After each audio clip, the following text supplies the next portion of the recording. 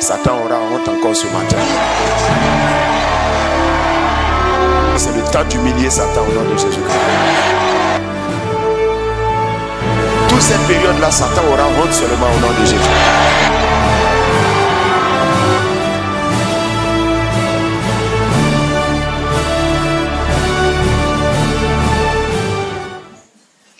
Comment faire de chaque instant de sa vie un témoignage à la gloire de Dieu?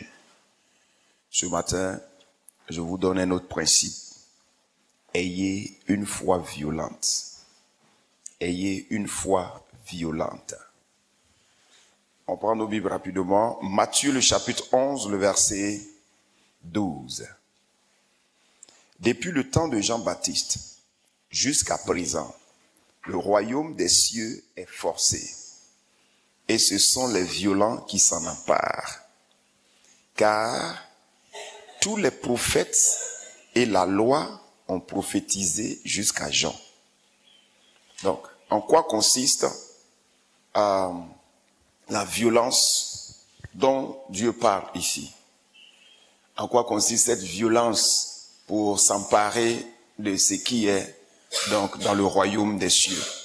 Parce que Jésus dit, depuis le temps de Jean-Baptiste jusqu'à maintenant, le royaume de Dieu est forcé, le royaume des cieux est forcé. Et ce sont les violents qui s'en emparent. Donc, en quoi consiste cette violence? Donc, vous devez savoir que cette violence consiste à aller à l'encontre de ses propres sentiments, de ses émotions, pour pouvoir agir d'après ce qui a été révélé par la parole de Dieu.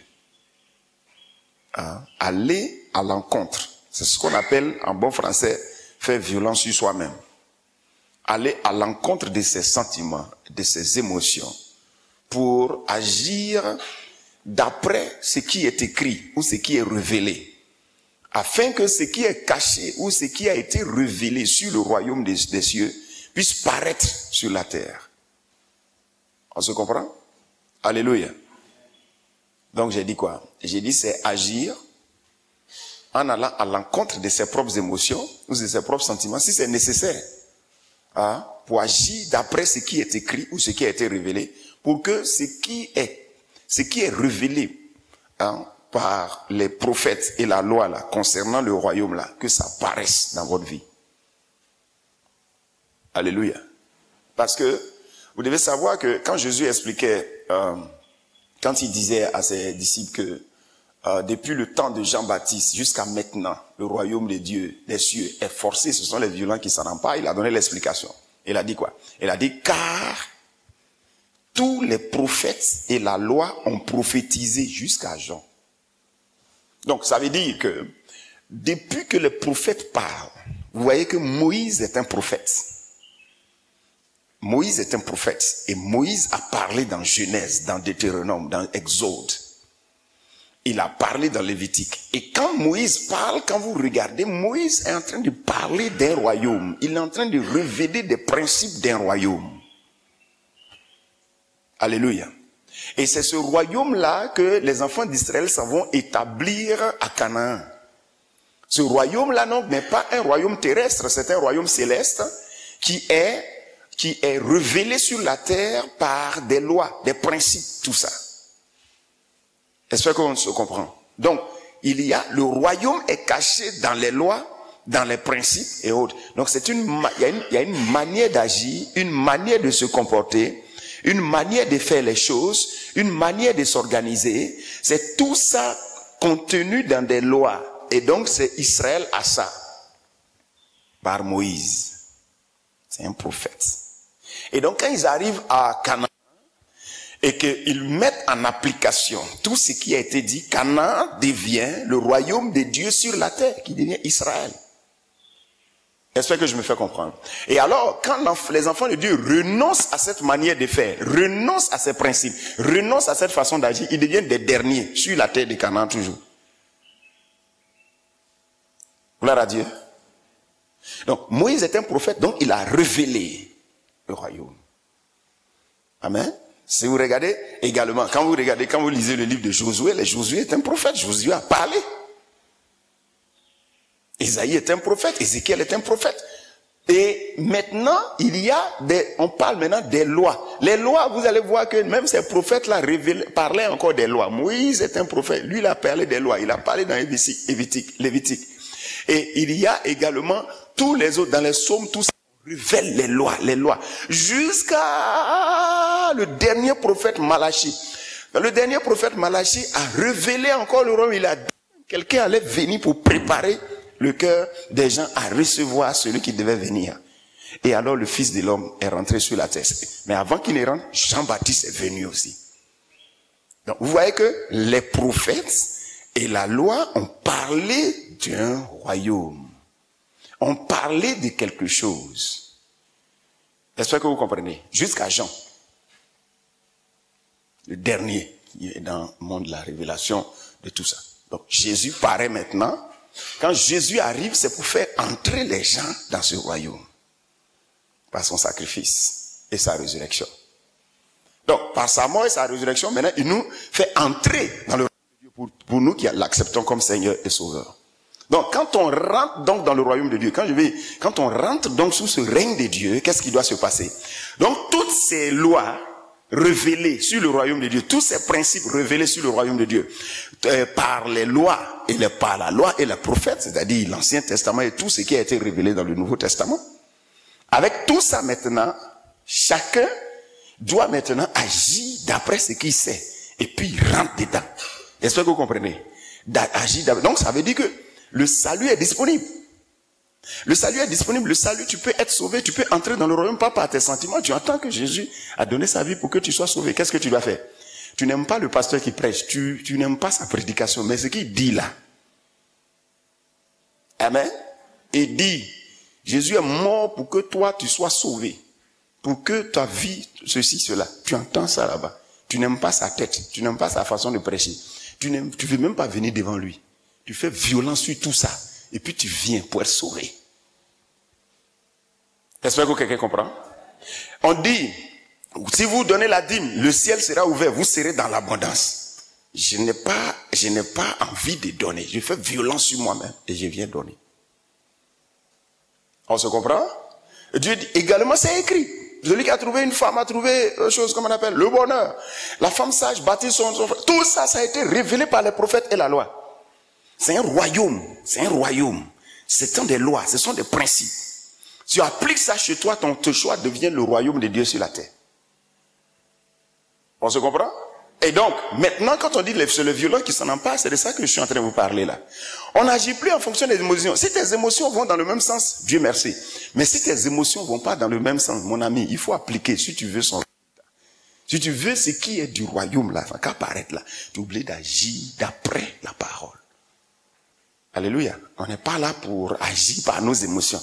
L'autre là m'a parlé mal, donc je ne lui parle pas. Si tu ne lui parles pas, tu es dans les ténèbres. Tu lui parles parce que tu veux la lumière. Comme ça. Quelqu'un comprend ce que je suis en train de dire là? Donc, il faut que vous compreniez que ce sont maintenant les violents qui s'en emparent. C'est-à-dire, le royaume est déjà révélé. La parole est là. Marche dedans, tu vas voir son résultat. C'est ce qu'on dit depuis la période de Jean. Sinon, les révélations sur le royaume, ça a été donné depuis... Jésus est venu, il en parle en parabole. Il en parle en parabole. Il en parle en parabole. Sinon, les lois du royaume, depuis les prophètes jusqu'aux lois, tout a été révélé.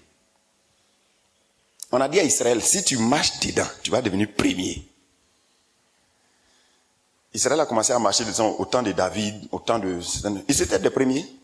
Mais quand ils ont commencé à violer ces lois, qu'est-ce qui s'est passé? Non.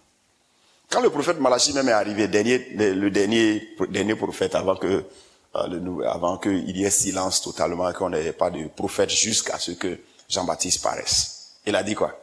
Il a dit, il faut que les gens, le cœur des pères revienne au fils et le cœur des fils revienne au père. Sinon, il y aura de grands problèmes qui vont arriver sur la terre. Il était en train de révéler des lois du royaume de Dieu. Amen. Regardez même dans l'église de Côte d'Ivoire. Qu'est-ce qui s'est passé? Des jeunes serviteurs de Dieu meurent comme des poulets. Ça, c'est le royaume des ténèbres. Dans le royaume de Dieu, les serviteurs de Dieu ne meurent pas comme des poulets. Mais pourquoi les gens mouraient comme des poulets? Parce que les jeunes serviteurs de Dieu servaient Dieu, mais ils étaient rebelles. C'était des jeunes révoltés qui partaient ouvrir des ministères, mais parce qu'ils ne connaissent pas comment le royaume de Dieu fonctionne. Il dit, les âmes sont en train de dire, ok, dans le royaume de Dieu, tu ne peux pas bouger tant qu'on ne t'a pas envoyé. Non, quelqu'un est dans une église et puis il part où il veut. Et pourtant, c'est clairement dit que tu ne peux pas bouger sans qu'on ait été envoyé. Quand il n'y aura pas, comment aura-t-il des prédicateurs s'ils ne sont pas envoyés? Donc, ton sentiment te dit va. Mais la parole te dit reste.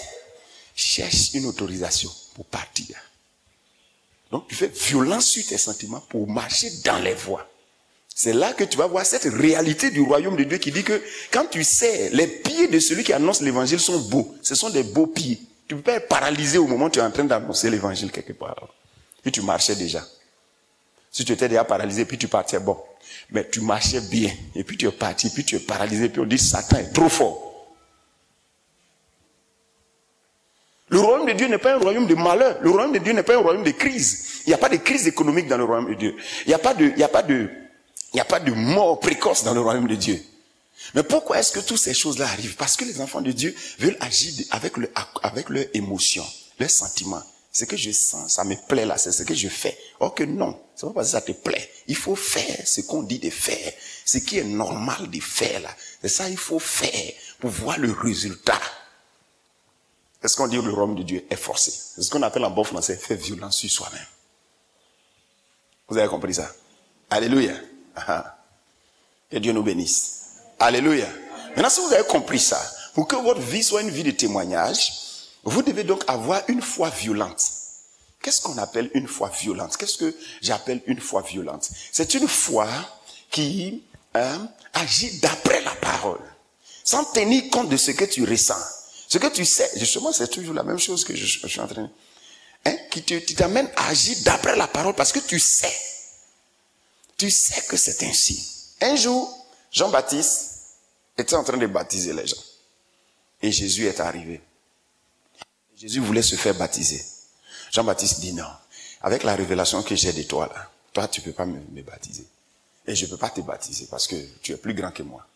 Jésus lui a dit quoi? Jésus lui a dit, laisse faire les choses. Faisons ce qui est juste. C'est-à-dire, il faut laisser ce que tu ressens et puis faire ce que tu as à faire. J'espère qu'on se comprend. Jean-Baptiste a fait violence sur lui-même pour accepter que les choses doivent être faites comme ça parce que c'est écrit que c'est lui qui doit le baptiser. Donc, alors il a baptisé. Quelqu'un comprend ce que je suis en train de dire? C'est pour ça que pour manifester la foi violente, vous avez besoin de la connaissance. Dis avec moi, j'ai besoin de la connaissance pour manifester la foi violente. Alléluia. Alléluia. Voilà. Maintenant, donc, vous voyez donc que la richesse est disponible. Hein?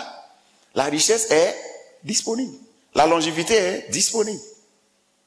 Le salut est disponible. Même la santé, c'est disponible. Tout est disponible. Principe.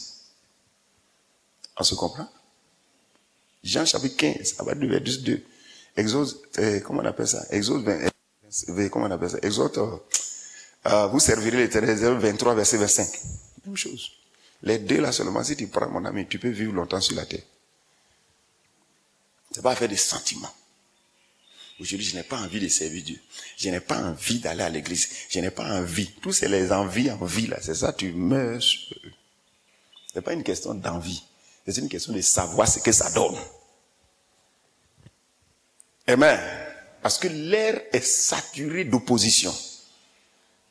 Amen. Le diable est dans ce monde. La puissance de l'air est dans ce monde. Il s'oppose à toi. Et donc, si tu n'es pas violent, si tu ne fais pas violence sur toi-même, tu ne peux pas faire certaines choses. Et donc, c'est la connaissance qui te permettra donc de poursuivre ce que tu as à faire, malgré certains sentiments qui vont à l'encontre de ce que tu veux. Amen. Gloire à Dieu. C'est pour ça que vous devez donc comprendre que ce qu'on appelle la violence, la foi violente, c'est ça exactement. Prenez la Bible rapidement pour que vous ayez une idée claire de ce dont je suis en train de parler. Luc chapitre 18, à partir du verset 1. On nous parle d'une femme. La Bible dit que Jésus adressait une parabole pour montrer qu'il faut toujours prier et ne point se relâcher. Vous voyez? Il faut toujours prier et ne point se relâcher. Il dit, il y avait dans une ville un juge qui ne craignait point Dieu et qui n'avait d'égard pour personne. Il y avait aussi une femme dans cette ville, et il y avait, oui, dans cette ville, une veuve qui venait lui dire, rends-moi justice de ma partie adverse. Pendant longtemps, il refusa. Mais ensuite, il dit en lui-même, quoique je ne craigne pas Dieu, et que je n'ai d'égard pour personne, néanmoins, parce que cette veuve m'importune, je lui ferai justice, afin qu'elle ne vienne pas sans cesse me rompre la tête.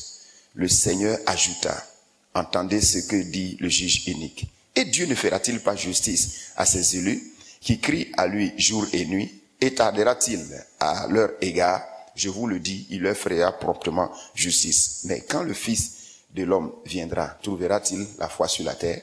Vous voyez, cette veuve avait l'information que c'est ce juge qui doit lui rendre justice. C'est celui qui a son dossier en main. C'est lui qui doit traiter l'affaire. Et c'est lui qui a habilité à le faire. Et il est payé par le gouvernement pour le faire. C'est son travail. Amen. Et chaque fois qu'elle s'en va, le monsieur la rejette. Chaque fois qu'elle s'en va, le monsieur la rejette. Chaque fois qu'elle s'en va, le monsieur la rejette. Mais quand vous regardez, dans l'attitude du juste, il n'y a rien qui puisse la pousser encore à aller là-bas. J'espère que quelqu'un comprend. Dans l'attitude du juste, dans ce que le juge fait là, est-ce que la femme là peut avoir envie d'aller là-bas encore? Non. Mais elle sait que c'est là-bas. C'est lui qui a le dossier. Le lendemain, elle est là-bas encore. Mais la connaissance qui vous permet donc de manifester la foi violente. La foi violente ne s'occupe pas de ce qu'on ressent, mais de ce qu'on sait. Et c'est la connaissance qui permet la foi violente. Cette femme avait l'information, elle avait la connaissance qu'il n'y a d'autres personnes que le juge pour lui rendre justice. Donc Jésus dit que, est-ce que quand lui va venir, il va trouver ce type de foi-là? Quand vous regardez par exemple, c'est de ça il parle.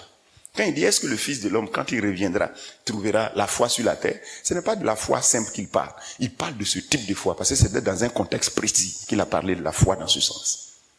Est-ce que quand le Fils de l'homme reviendra, c'est-à-dire, lorsque il reviendra, c'est-à-dire dans sa gloire, quand il sauvera les gens, est-ce qu'il pourra permettre, est-ce qu'il verra des gens, et après qu'il ait payé le prix ressuscité, c'est-à-dire à notre temps, est-ce qu'il verra des gens comme ça?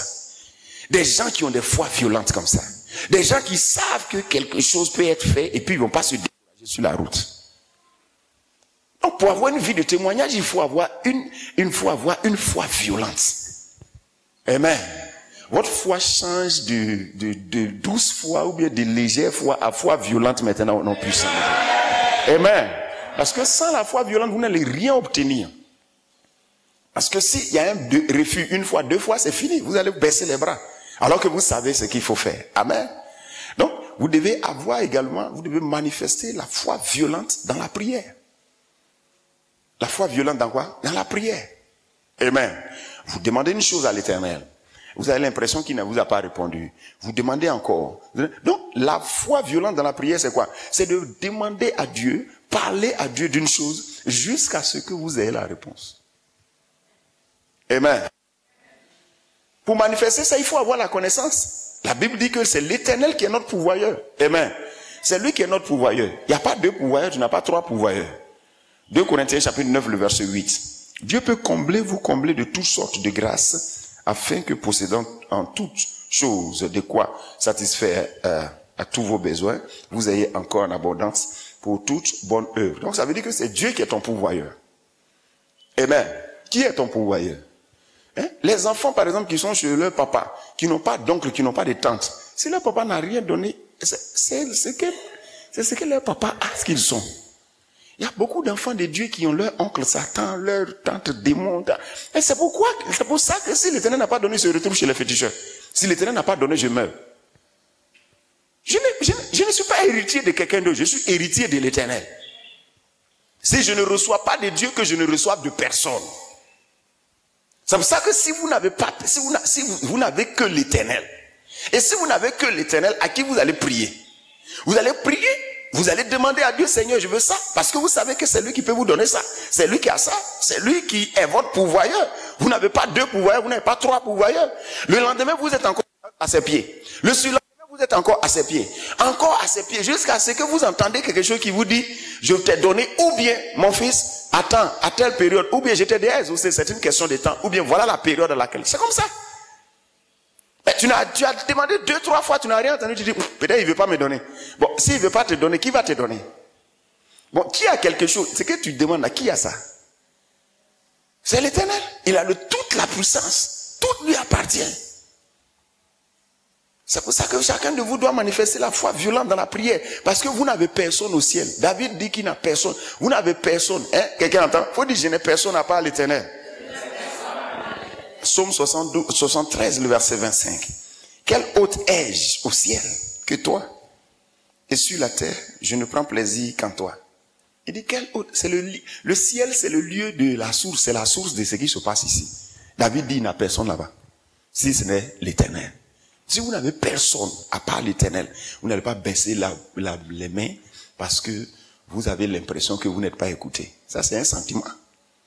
Donc, vous devez agir d'après ce que vous savez. Quelqu'un comprend ce que je suis en train de dire? Allez au-delà de vos sentiments et puis parlez, continuez de parler parce que vos sentiments peuvent vous dire qu'il ne vous écoute même pas, qu'il a bouché à ses oreilles. Et pourtant, c'est faux. Vous savez que quand vous priez, il vous entend. Vous le savez. Et ça, c'est la connaissance. Donc, c'est la connaissance qui permet donc la foi violente. Alléluia. Amen. Et avec la foi violente, vous allez voir que vous serez exaucés parce que Jésus a dit quoi? Jésus a dit au sujet de la veuve, il dit, Dieu n'exaucera-t-il pas, fera-t-il pas justice à ses fils, à ses élus, qui crient à lui jour et nuit? On dit, il leur fera promptement justice. Ça veut dire que Dieu ne résiste pas à ce type de foi. Hein? Dieu ne résiste pas à ce type de foi. Il a dit, voilà un juge qui ne craint même pas Dieu. Il n'a pas pu résister à ce type de foi. Et lui, Dieu maintenant. Quelqu'un m'entend? C'est pour ça que vous soyez sûr que si vous marchez ainsi, vous vous verrez toujours exaucé au nom de Jésus-Christ. Alléluia. Vous allez toujours voir, c'est comme ça. Ce n'est pas des choses hasardeuses qu'on vous dit ici. Ce n'est même pas des conseils qu'on vous donne. Ce sont des principes. Et quand tu marches dedans, tu vois la gloire de Dieu. Donc c'est pour ça que il faut que vous preniez au sérieux cette affaire. Je sais que c'est Dieu qui donne. Amen. Ouais, parce que ce n'est pas quelqu'un d'autre, c'est l'Éternel. Vous êtes bénis au nom de Jésus. Vous devez également être violent, avoir une foi violente plutôt dans votre attitude. Genèse 32, verset 26. Donc je vous donne quelques personnes qui ont eu la foi violente. Je vous ai parlé de cette femme veuve là, n'est-ce pas? Pour que vous puissiez avoir une idée de ce qu'on appelle la foi violente. Elle a fait pour elle dans la prière. Amen. Genèse chapitre 32, le verset 26. Toujours dans la prière, mais compris dans un autre sens. Il dit, laisse-moi aller, car l'aurore se lève. Et Jacob répondit, je ne te laisserai point aller, que tu ne m'aies béni. Il lui dit, quel est ton nom? Il répondit, Jacob. Et il dit encore, ton nom ne sera plus Jacob, mais tu seras appelé Israël, car tu as lutté avec Dieu et avec les hommes et tu as été vainqueur. Et Jacob l'interrogea en disant, fais-moi, je te prie, connaître ton nom. Il répondit, pourquoi me demandes-tu mon nom? Et il le bénit là. Voilà quelqu'un qui a eu l'occasion d'être béni. Et puis l'ange dit, laisse-moi, je vais partir. Il dit, non, non, aïe, tu peux pas. Tu peux pas me faire ça. Amen. Il a attrapé l'ange, il l'a béni avant de partir. Quelqu'un comprend ce que je suis en train de dire. Donc, il faut que vous puissiez comprendre ces choses-là. Sinon, si c'était affaire de sentiments, Jacob ne pouvait plus parler, puisqu'on a déboîté sa hanche. On vient de déboîter sa hanche. Il pouvait être en train de crier douleur. Hey, hey, hey, monsieur l'ange, hey, tu m'as tué. Mais il dit, il faut me bénir. Parce que le type là qui peut le bénir. Là, vous avez besoin de connaissances pour manifester cette foi violente là dans votre attitude. Il y avait un homme comme ça qu'on appelle Gédéon. Il était là comme ça, il cachait sa nourriture, sa plantation. Et puis il a vu l'ange de l'Éternel venir. Et l'ange de l'Éternel, il dit, quand il a su que c'était un envoyé de l'Éternel, puisque le gars lui a donné tous les détails sur ce qu'Israël a fait, tout. Donc qu'est-ce qu'il a dit? Il a dit, ok, il faut m'attendre là. Ça veut dire, sur place, il n'avait pas l'argent. Sur place, il n'avait pas mouton. Sur place, il n'avait rien pour donner au monsieur. Il dit, il faut m'attendre. Il ne faut pas bouger. C'est ce qu'on appelle la foi violente. Mais tu dis, bon, comme je n'ai rien, il va partir. Quoi? Occasion d'être béni est arrivée devant toi. Ton prophète, il est devant toi. Ton ange est devant toi. Et puis tu dis, bon, comme il n'y a rien. Tu dis, s'il te plaît, J'ai oublié quelque chose quelque part. Je veux d'accord. Tu t'en vas, tu fouilles partout, partout. Puis tu dis, voilà. C'est ça qu'on appelle la foi violente. Quelqu'un comprend ce que je suis en train de dire? Sinon, la chrétienté de certaines personnes, c'est une chrétienté moche. C'est pour ça qu'ils ne voient rien. Et puis ils disent que non, Dieu favorise certains. Qui t'a dit? Est-ce que tu sais comment les gens marchent? La foi violente, c'est ça. Il dit, il faut m'attendre. Faut pas bouger. Regarde, non, je t'attends. Parce que Dieu, il sait que c'est la foi violente que l'enfant l'avait appliquée. Dieu sait ce que le gars va faire. Il dit, faut pas bouger. Je vais te faire mon offrande d'abord, avant de partir. Il est parti prendre. Voyez. Quand il a pris le gars à tourner, c'est là qu'il va savoir que c'était un ange. Il dit, je suis mort. Non, le gars lui a dit, non, calme-toi. C'est là que sa vie a changé. De Gédéon le peureux, il est devenu Gédéon le héros. Vous comprenez ce que je suis en train de dire là? Si vous n'avez pas de foi violente, je vous dis la vérité, vous n'aurez rien dans ce royaume. Puisque tous les sentiments sont contre, tous les sentiments de ce monde sont contre l'établissement de ce royaume sur la terre. Raison pour laquelle on ne sent pas. On connaît et puis on fait. On se comprend? On connaît et puis on fait. Même quand tu as l'argent pour enlever 10 dedans, même tu as tous les problèmes. Si tu n'as pas été enseigné. C'est quand tu as été enseigné, bon, toi tu connais maintenant, donc tu enlèves. Maintenant quand tu finis d'enlever 10, même pour faire offrande, tu as tous les problèmes. Hein? Tant qu'on ne t'a pas enseigné sur ces choses, tous les problèmes. Et pourtant, ce que tu peux recevoir est proportionnel à ton offrande que tu fais. Parce que moi, quand je n'avais pas encore compris ces choses-là, dans le dîme, non, moi je ne fais pas dîme. Moi je ne donne plus que la dîme. Et quand je fais offrande, je fais offrande. C'est-à-dire, si tu entends qu'on dit Pasteur Goré a fait offrande quelque part, il faut savoir qu'effectivement il a fait offrande. Et tu vas croire que non, il a beaucoup d'argent. Non. Peut-être c'est tout que j'ai donné là-bas. Parce que si je crois qu'effectivement c'est à la mesure de ce que je donne que Dieu se manifeste, pourquoi ne pas faire de mon avenir un avenir extraordinaire? Je veux un avenir choquant. J'essaie que quelqu'un comprend. Amen. Un sentiment. Non, je sais pas un sentiment. C'est dans le savoir, puisque je sais ce que ça fait. C'est pour ça que tout ce que je fais au nom de cette commission, je le fais de manière folle. Pour que ce qui vient sur cette commission, ça n'a qu'à être aussi exagéré. Alléluia. Gloire à Dieu. Alléluia. Vous passez d'une foi ordinaire à une foi extraordinaire et violente au nom de Jésus-Christ. Voilà une autre personne encore. Matthieu chapitre 9, mais on ne va pas lire. Matthieu 9, 27, prenez des aveugles. Jésus a fini de faire miracle. Jésus a fini de travailler. Il y a des gars, il y a des aveugles qui sont là dans le coin. Il a fait miracle ici. Les aveugles étaient derrière lui. Il a fait miracle ici. Les aveugles étaient derrière lui. Ils sont dans la foule, quoi. Tout ça, Jésus a fait. Maintenant, quand Jésus a pris la route de la maison, ils sont là, avec leurs bâtons. Ils sont en train de partir. L'autre demande, on dit, c'est vers ici. Jusqu'à, ils sont arrivés chez Jésus. Attends, derrière lui, il dit, c'est quoi? Il dit, non. Il faut... Il dit, il y a quoi? Vous voulez quoi? On dit, lorsqu'il fut arrivé à la maison, les aveugles s'approchaient de lui. Et Jésus leur a demandé. Alléluia. Gloire à Dieu. Donc, étant parti de là, Jésus fut suivi par 2 aveugles qui criaient, aie pitié de nous, aie pitié de nous. Non, il entend derrière lui, aie pitié de nous, aie pitié de nous. Jésus s'arrête. Il dit, fils de David, fils de David. Lorsqu'il fut arrivé à la maison, les aveugles s'approchaient de lui. Et Jésus leur dit, croyez-vous que je puisse faire cela? Il dit, oui, Seigneur, lui répondit-il. Alors, il leur toucha les yeux et puis tant. Vous voyez, la foi violente, ça marche toujours. Ils sont là, ils ont demandé, Jésus, et puis ils ont déjà entendu un gars qui l'a appelé fils de David. Donc, eux aussi, fils de David. C'est comme ça la foi violente est. Fils de David. C'est les aveugles qui aiment ça, hein? Les aveugles de la Bible, ils aiment fils de David là. Aide-nous. Il dit, croyez-vous? Il dit, oui, on croit. Il dit, ok.